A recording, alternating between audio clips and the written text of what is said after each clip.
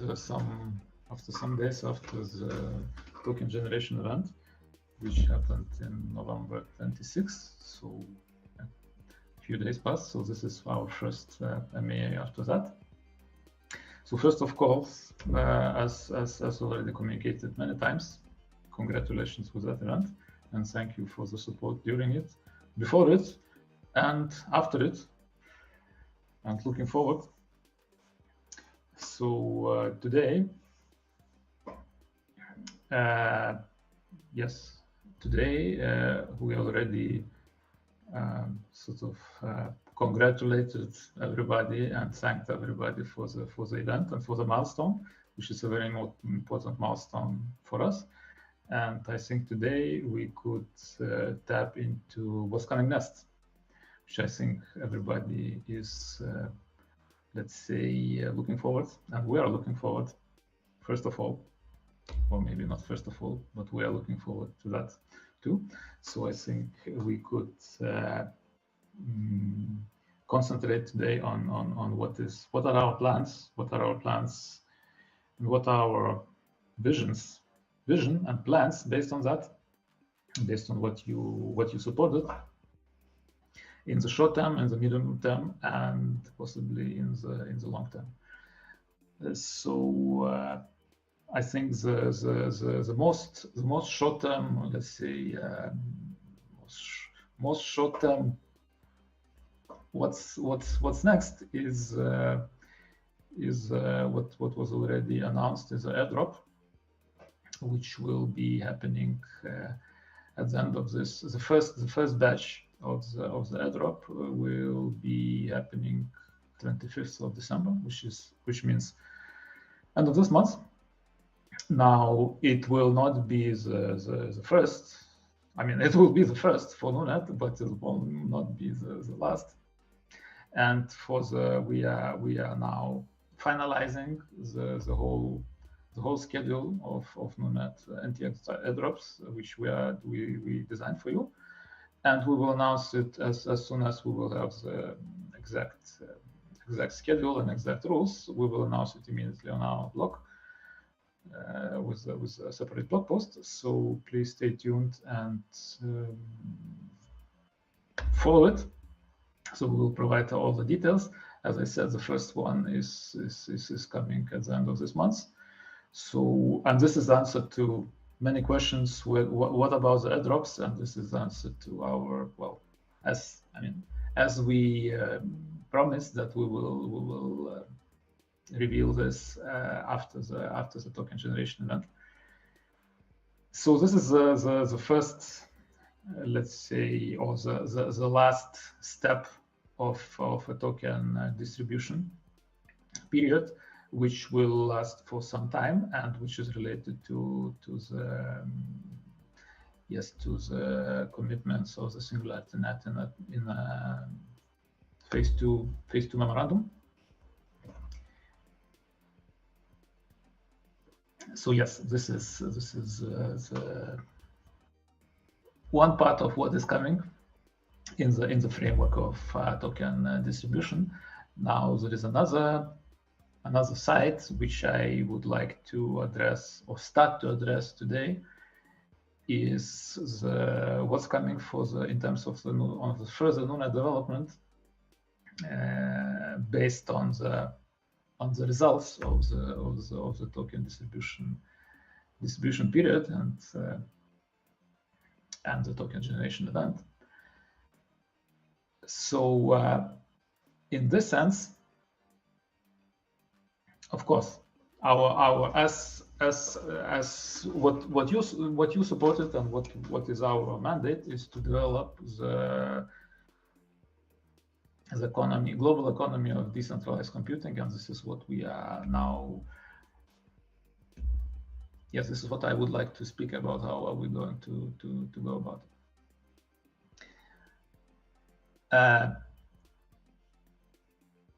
So the thing that we start with, which is a community, well, in the first steps with which we are starting to sort of to start the second phase, or the current phase of development after the TGE, is that we are building gateways to access for people to access platform with NTX tokens, which are now already live, and you can basically people can acquire them. So the first step is to enable those tokens to participate in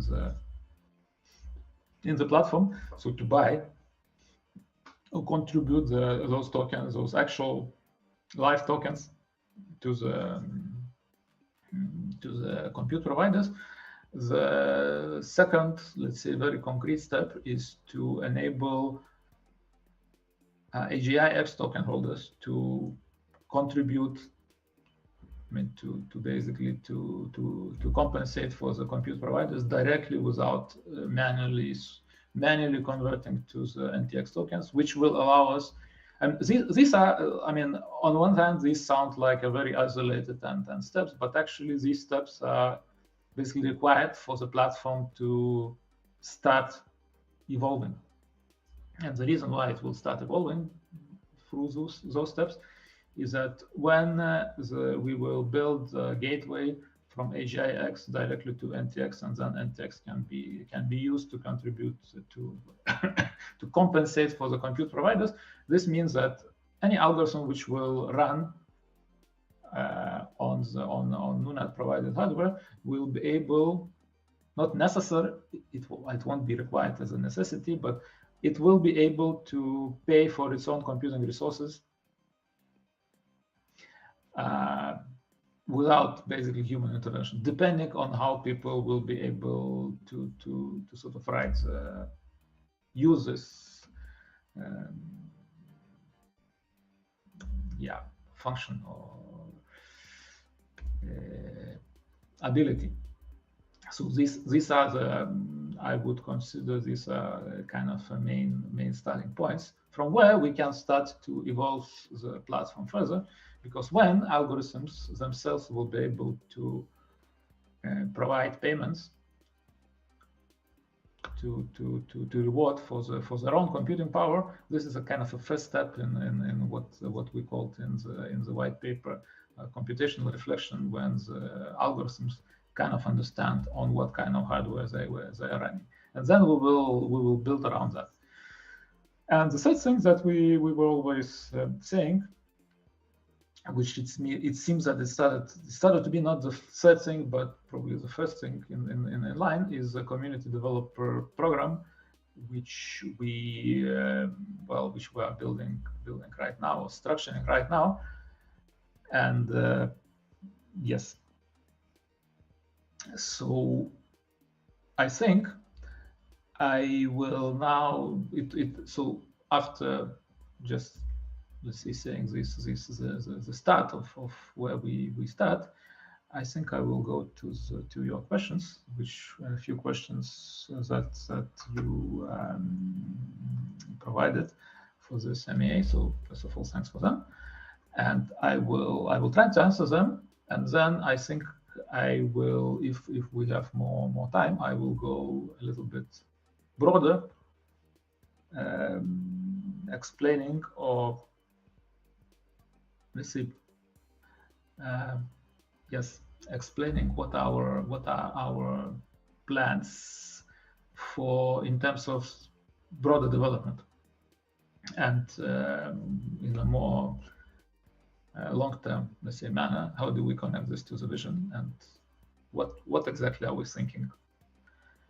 So yes, so questions. Now, since I started to talk about the developer community program, we have one question: is how can a developer be involved with NuNet in the future, and what kind of cooperation is expected from the community developers with NuNet?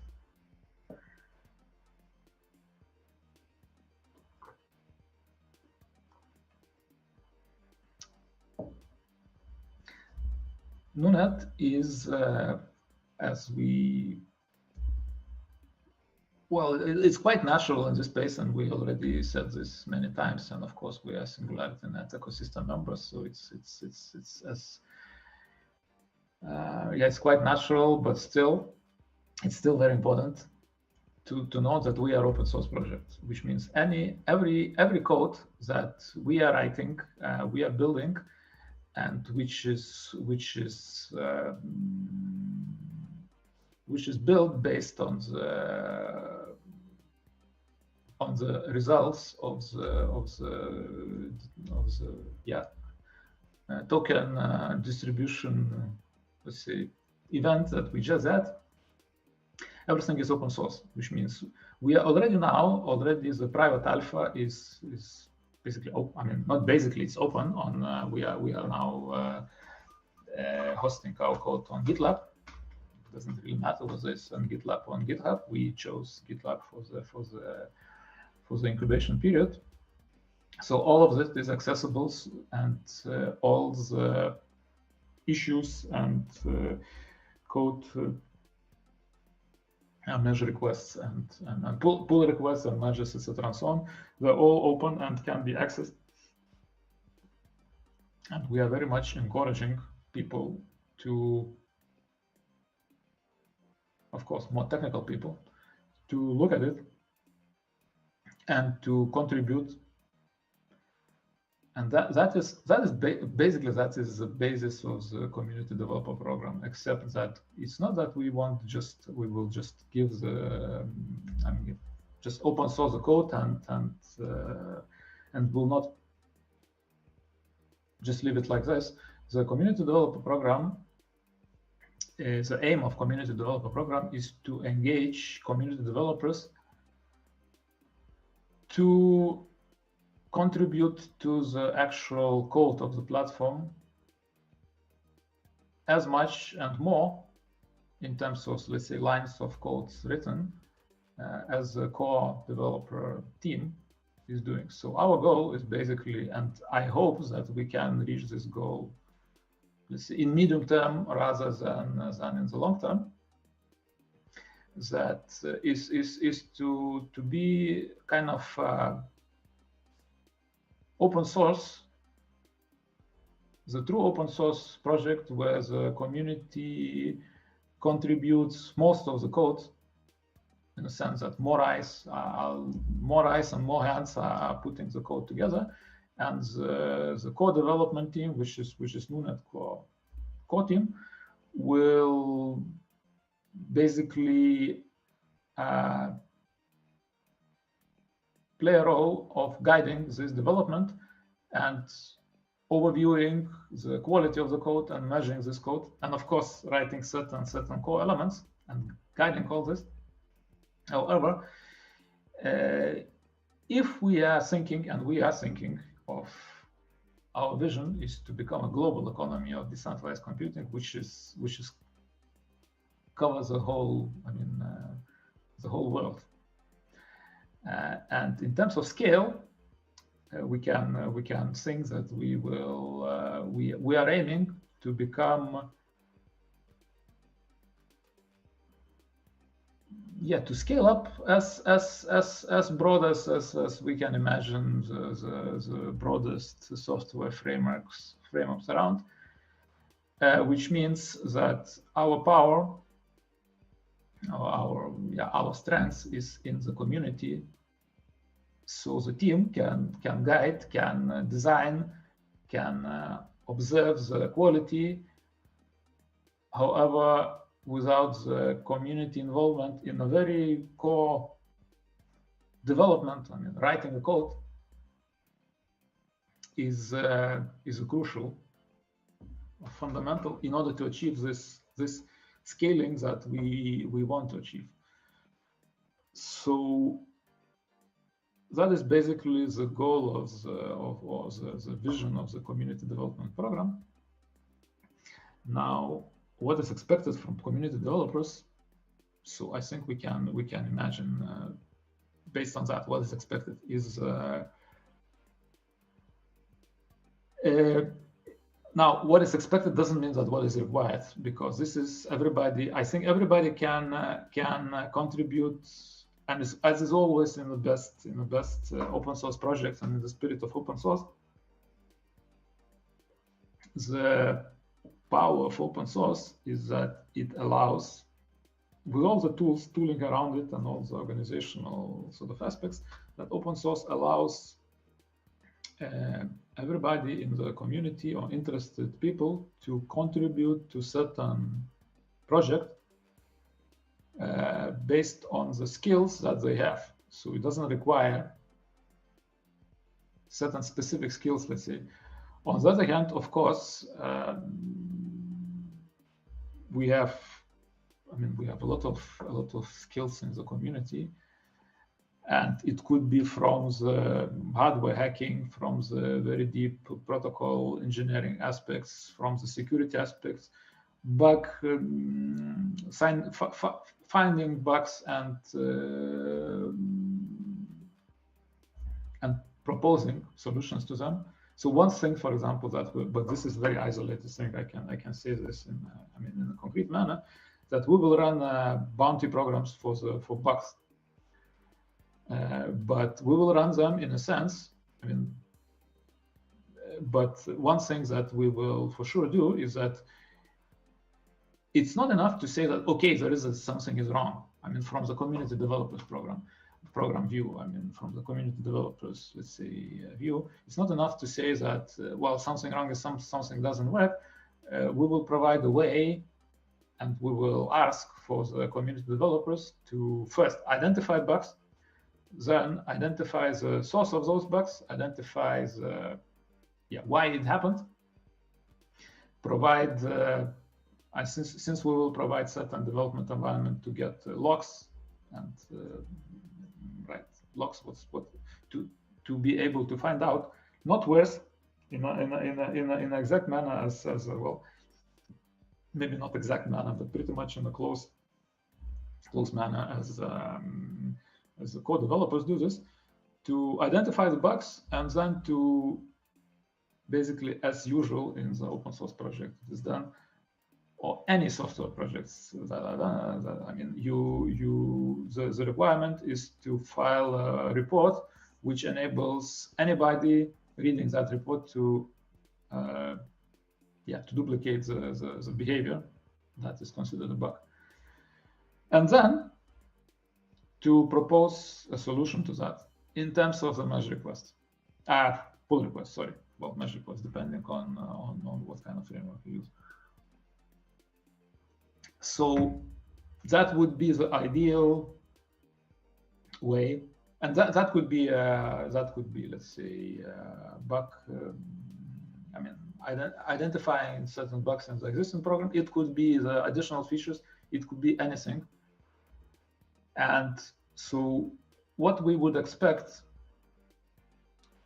not immediately, after some time, and this is why we're building the community developer program, we would expect this kind of contributions to the platform to become main source of the code changes, and by that we will achieve, as I always was saying, we are going to build this together. By that we will achieve one thing, basically infinite scalability of the platform, because the core team will take care of guiding all this development and holding everything together to writing tests, running those tests, integration tests, everything, so that none of those, let's say, pull requests basically break the system. It's as per usual software development practices. But also we will have clear roadmap in terms of issues, and those issues will be they will be accessible to anybody.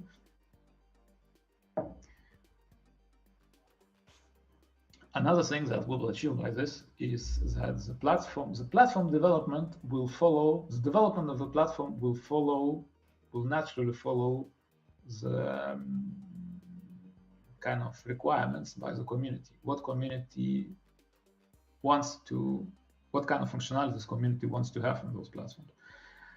And of course, we will, since the people will be able to also suggest issues, technical issues to solve. It will become the true open source project. So this is the goal. Now, of course, the core team will always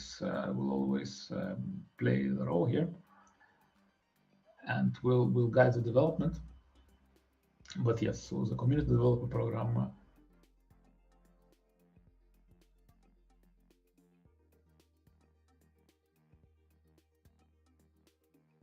is around. So what we are now, what exactly is expected?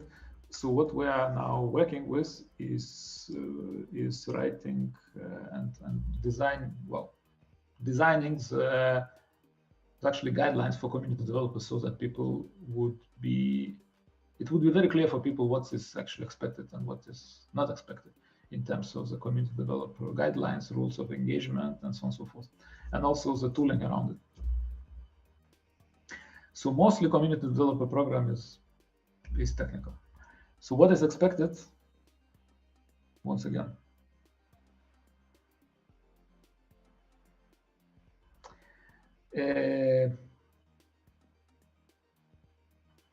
initiative and the willingness to play by the,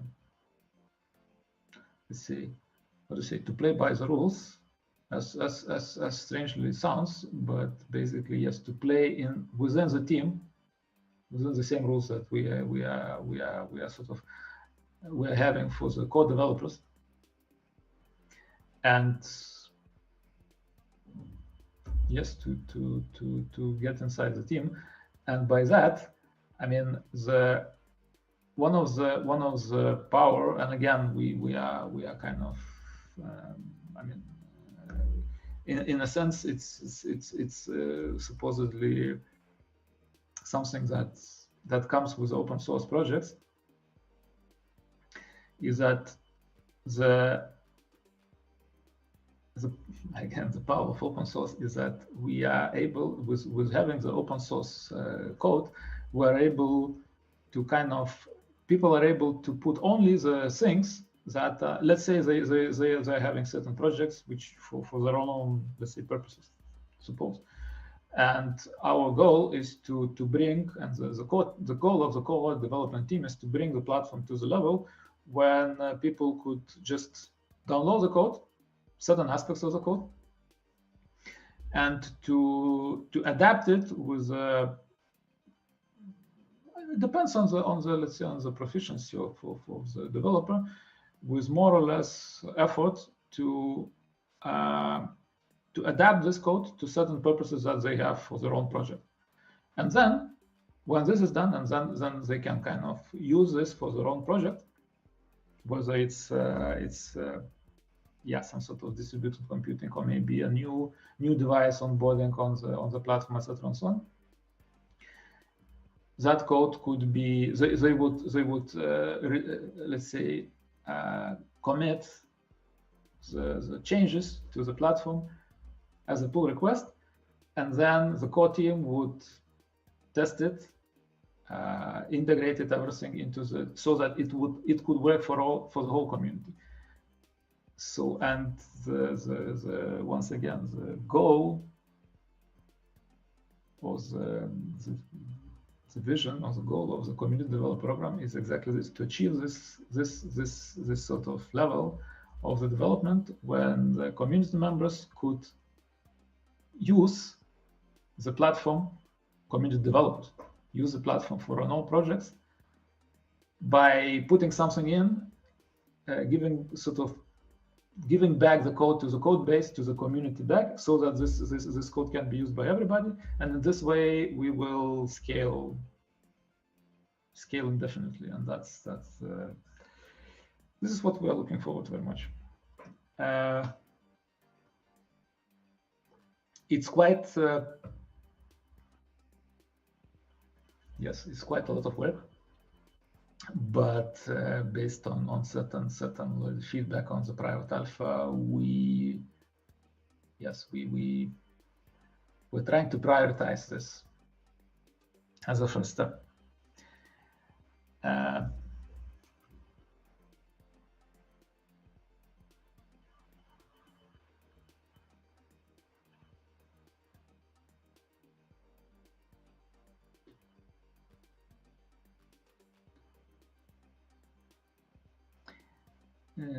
Yes.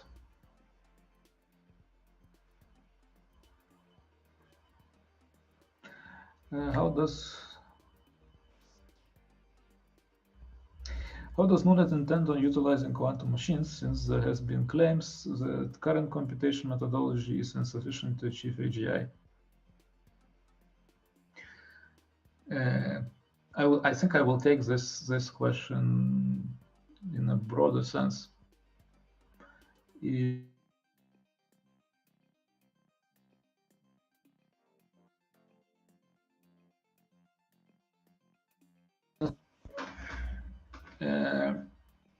Well, I think in a very short sentence, we don't care about the actual how the computation is done. I mean, NuNet is a protocol because we are sourcing computing power from any device. So basically, it can be manual for all that we can for the platform. It can be, in a sense, suppose we can connect to the Upwork with some kind of API and just source it and work from there as a inputs to NuNet, to other let's say computing processes. And this is something that you can remember the first definitions of the decentralized autonomous organization, which came, if I remember correctly, from Vitalik Buterin, which basically is a way to relate the human work with algorithmic work. So except that, yeah, well, there are a lot of exceptions, but yes. So what I wanted to say in a broader sense that it's not that we don't care, but we don't care what exactly. I mean, the protocol is agnostic, or APIs and protocols of NuNet. They are agnostic in a sense to what kind of computational devices are behind this protocols, except that we will have to import them one way or another into the platform. I will not say. I mean, I will not touch what was current computational methodologies. I mean, methodologies, methods, let's say, or yeah, insufficient to achieve AGI.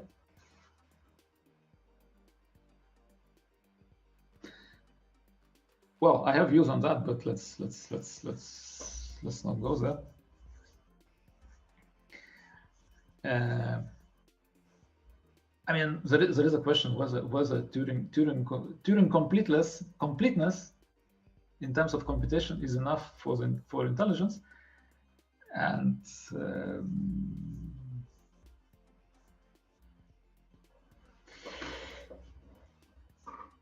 well,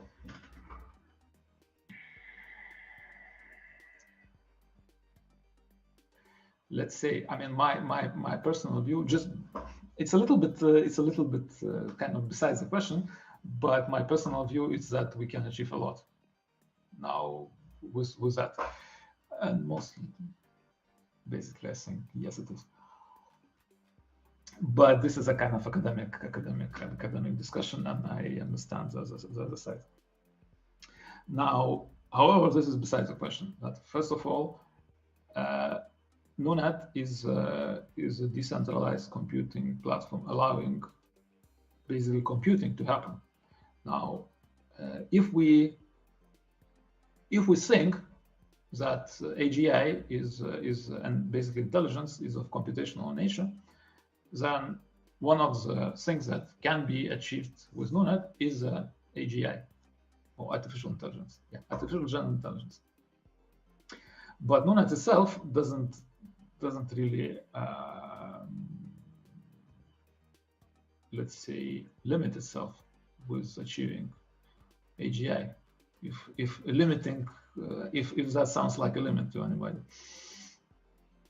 So basically, we are providing a way to do computations. NuNet provides a way to do computations on decentralized hardware, which is sourced from many sources, and that is basically it. So the intelligence of the network is actually not in the not in the kind of protocols of the network, but in the things that how algorithms are interacting in themselves. So in the algorithms that will be written on this network. So suppose that the one of the use cases could be that the new version of the OpenCock could run on NuNet, and the intelligence will mostly come from the Hyperon rather than from the NuNet. However, it's again, there is a kind of question that I remember we were discussing in the NuNet Inception series, is that when we come to these places, it starts to be quite unclear whether, I mean, the borderline between the software and hardware starts to be not that well defined. However, we are trying to define it because we are building protocols. So to some sense,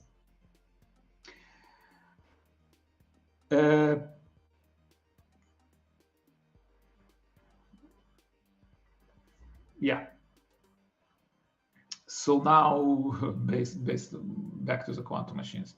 I mean, if and when there will be quantum computers, which we will be able to write APIs, I mean, integrate them in terms of the API of NuNet, so that those quantum computers can be, that people will be able to write quantum algorithms that NuNet could deploy on, let's say, quantum machines that will be onboarded on NuNet.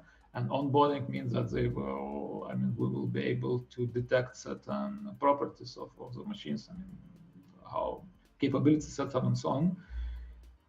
So when this will be possible,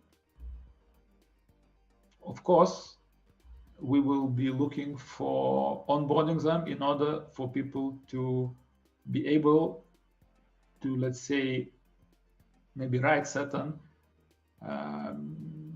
because if people want to use quantum computers, they can just write directly on quantum computers and go to sort of quantum algorithms and calculate, I mean, compute things on quantum computers. However, what NuNet will provide when we will come to that place, and this is not, I mean, this is not limited to quantum computers. We can speak about any other, let's say, devices, I don't know, neuromorphic chips or anything else.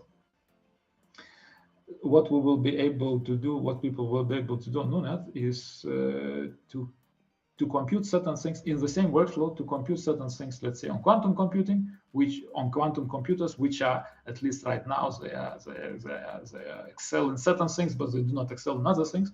Let's say to compute certain part of the computational workflow on the quantum computers, and then to compute, let's say, to take the output from quantum computers and then to process them in in a conventional sense on conventional computers.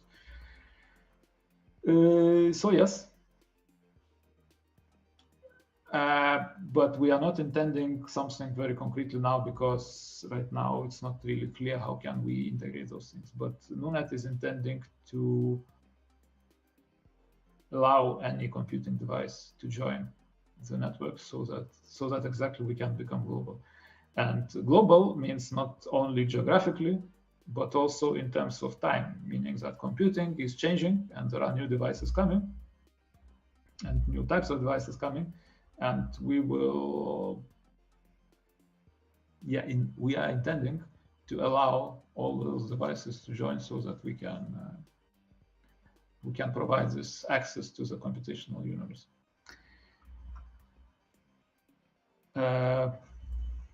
Yes.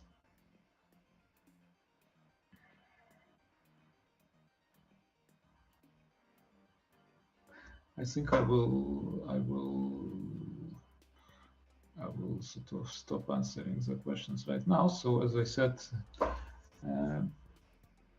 said, I will maybe go a little bit broader in terms of what we are thinking, what is in the making, in terms of the development, and what are the right now, what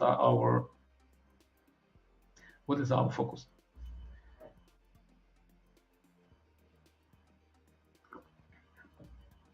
So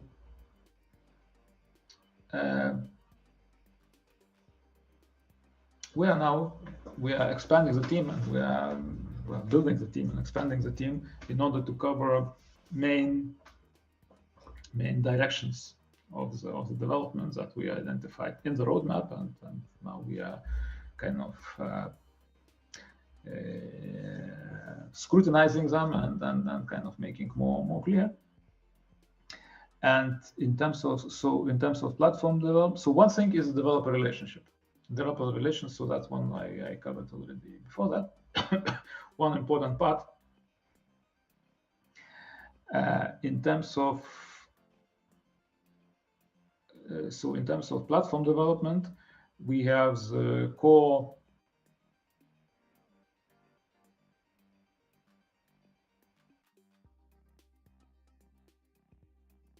think on the principles that we did on the private alpha, and those principles. So we're taking those fundamentals, but also certain components were done still in a centralized manner. So we are decentralizing pretty much everything, so that, I mean, it's a very simple thing. The more decentralized we are, the more potential for scalability we have. And yeah, that includes basic protocols of interaction between the devices, so that no device can be considered master or, I mean, main device, or sort of playing a more important role than any other device in the network. So they could interact in a peer-to-peer manner, just completely in peer-to-peer manner. Any let's say data structures that are needed for the platform to operate will be decentralized and distributed. Let's say not a database, but a distributed hash table, and things like this.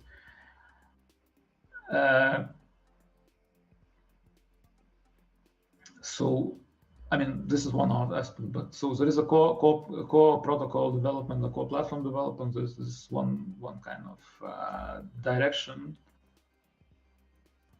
Another one is onboarding different devices.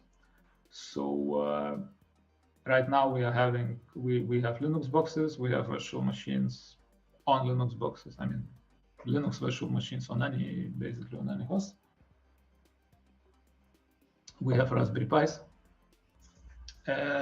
So then we will be looking to onboard other devices, which is most probably this will be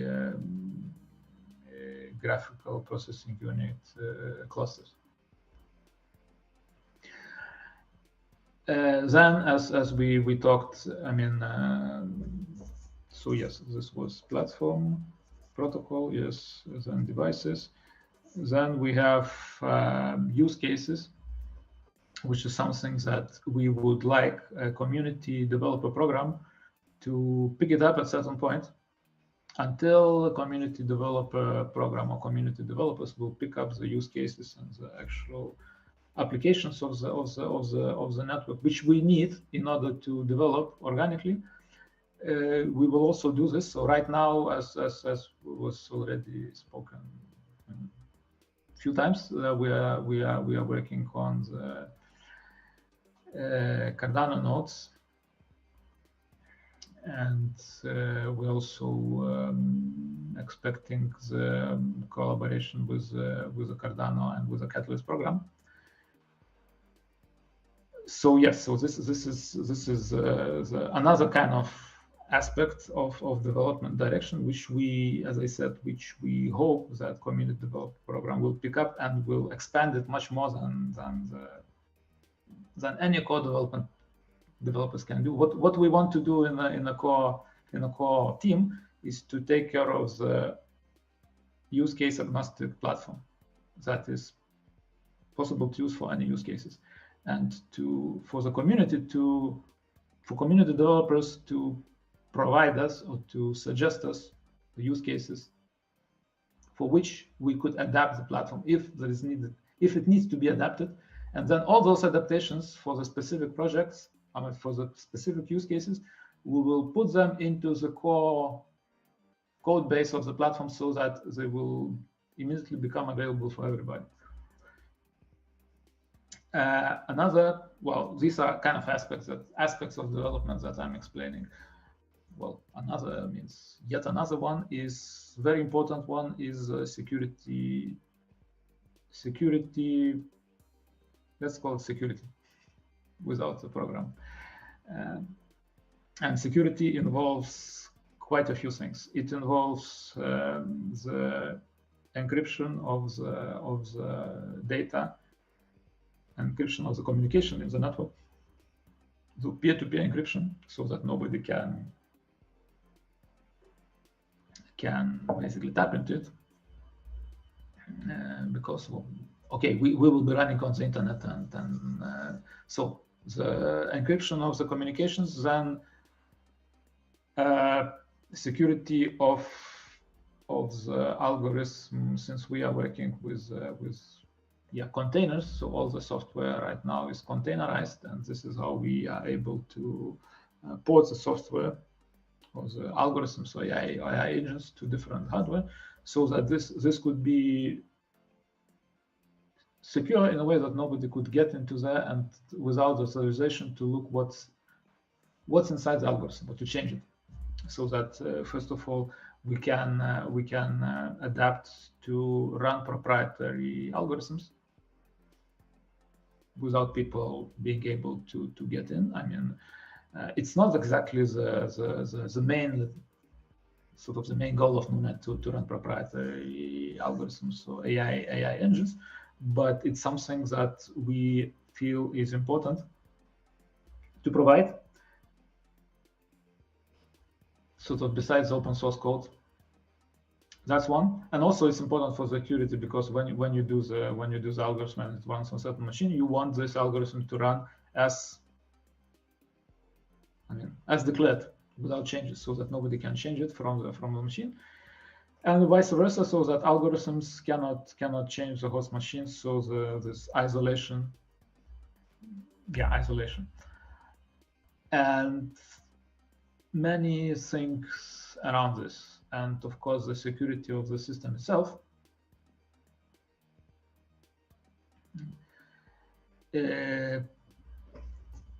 Yes. What else do we have? We will have integrations with other platforms. So one of the first, the current integration with SingularityNET marketplace, SingularityNET platform. So we will continue. I think this would be the first one. Is we will continue integration with SingularityNET platform to the level where basically,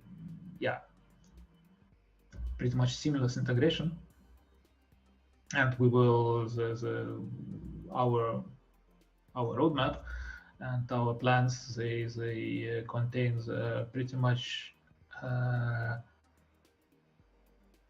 coordinated and synchronized development of the platforms in this sense, because after all, and one of the let's say mandates of NuNet is to be infrastructure arm. We are infrastructure arm of SingularityNET ecosystem, so which means we aim to run all the workflows, or to allow community to provide this way for the community to put the computing power to run SingularityNET itself. And of course, this will be very much related to the platform development. But there are other integrations, since we, as defined or described in our white paper and in the core architecture, is that we will connect to other frameworks. So frameworks which provide data. So storage frameworks and the data tokenization frameworks themselves, so that algorithms could find and ingest data needed for the computations directly from those platforms which provide this data. And then we go to many other possible collaborations with the decentralized, with the distributed computing platforms, such as, you name it, any platforms that can compute something.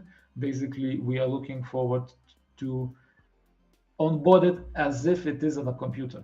So because we can take computing platform and can sort of write certain ways to declare capabilities and prices of this computing platform, and to enable people who want to run computational workflows to put those computational workflows to those platforms. I do not want to, say we already started to talk to some of them, but I do not want to, tell names right now. So yes, this is another large part of what the core team will be taking care with the help of course, with those partnerships.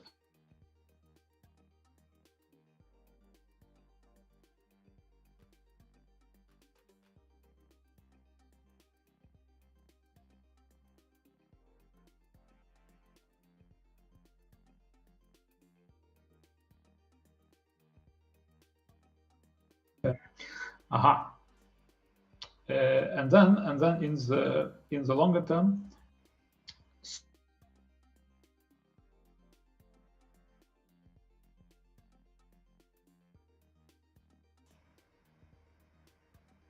then all this. So since well, it's not exactly in the longer term, but it's less technical, let's say, defined. But since NuNet is decentralized, the economy of decentralized computing, it's an actual economy. So there is an economic mechanism of sort of supply and demand of computing power, demand of computing power from the algorithm, supply of computing power from the compute providers. And we will work towards this, enabling for this system to be as efficient as possible and as sort of free as possible for people, on one hand, to offer whatever they want, on the other hand, to have clear guidelines of what can they sort of do and what kind of offers will be, let's say, will work or will make a difference in the marketplace.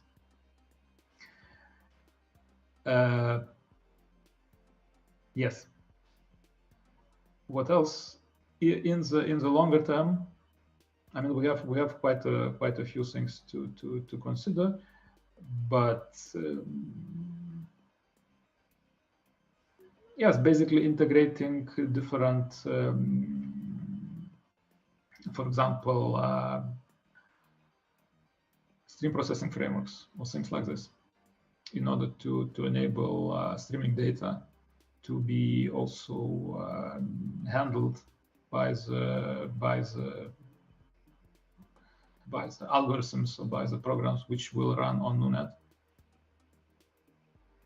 and so on and so forth. Let's say there are quite, I mean, there are quite quite a list of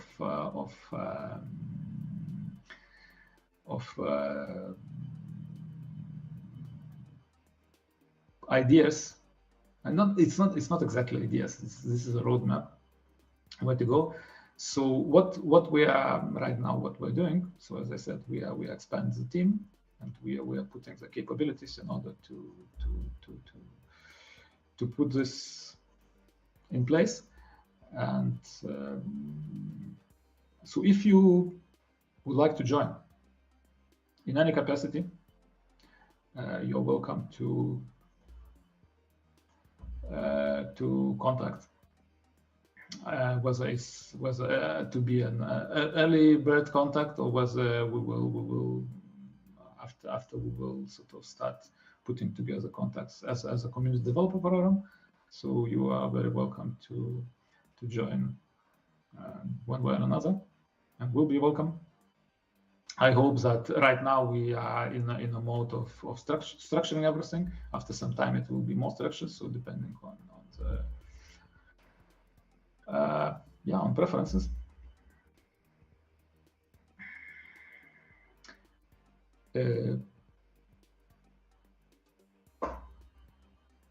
So I guess this would be the sort of short introduction. What are we doing, and what are our plans now, and what are we living after the token generation event.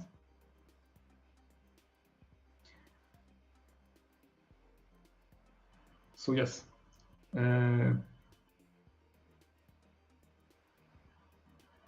thanks a lot for staying with us and supporting. And right now we are in next phase of development, and this is what we're busy with. So stay tuned, and we will inform you about the events in news and events, and the ways to connect and to participate in whether it's through any of the things that I explained, whether it's relates to the airdrops, to the community developer program, to the platform development, or to anything that is coming along. And yes, we will inform you either through our blog or through Telegram channel. So thanks for staying with us, and see you next time. Bye.